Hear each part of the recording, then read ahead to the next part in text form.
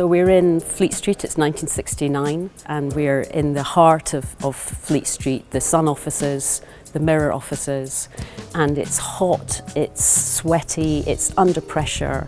You know, every night they've got to get the news in and they've got to get the paper out, and there's a deadline, and it's this high pressure kind of society. There's lots of drinking, there's lots of smoking, and they must have felt like they were kind of the centre of the universe in a way. There was this heartbeat going on of the printing presses and the news. I think it's incredible that it's all true. These were real people. This was a real story. This really happened. So the W's, right at the top of the show, we start with Rupert Murdoch and Larry Lamb, our two kind of heroes of the piece. And they say, what's the heart of a story? And the heart of the story are the 5 W's: who, what, why, where and when. So we've got these 5 W's that light up. Rupert Gould and I talked a lot about the environment feeling a bit like a warren, or a kind of like rat runs of it being dark and of it being gritty and of it being inky and oily and industrial, kind of, because it was a very industrial process to print the papers. So the set is like a playground, really, of loads and loads and loads of desks and loads of paper and newsprint, and then typewriters and telephones. Every desk has got an ashtray on it, but it also means the set can be a playground for the actors, so that we can be having scenes, split level scenes at different times, because we cross-cut from different locations and different characters in the piece really fast.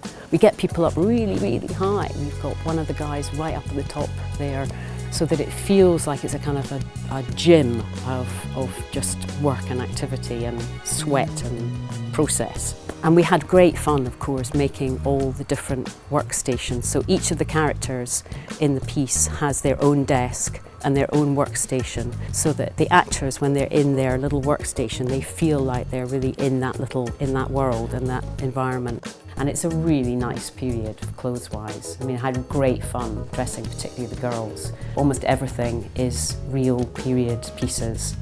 We brought a lot of it over from London. I think reading the piece, it's just got a kind of energy to it. The drive and the quick move pace of it, that was really important that the set would facilitate that. And that it felt fun, that it had a kind of witty feel to it, because the piece is really funny and good fun and quick-witted.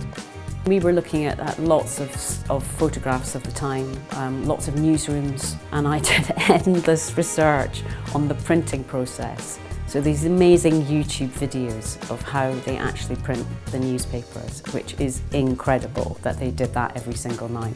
There's a kind of colour palette as well on the set. There's very little red on it, so that when we punch out little bits of red, because the Sun's logo is red, so occasionally we pop out a little bit of red on the set, but otherwise we're in a world of browns and greys and greens and oranges, and that's quite a kind of late 60s, 70s colour palette.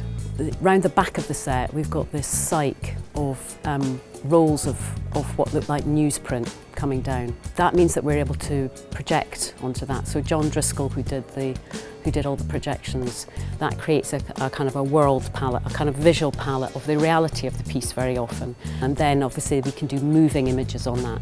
So you get this kind of speed of the newspapers running off the presses, rolling off the presses. So you get this kind of momentum building up. The thing about the show is that it's a really fun show. It's got a kind of rhythm to it, that when it starts, it is like the presses are rolling, and then we're off on this journey, and it keeps going until we land at the end of the show.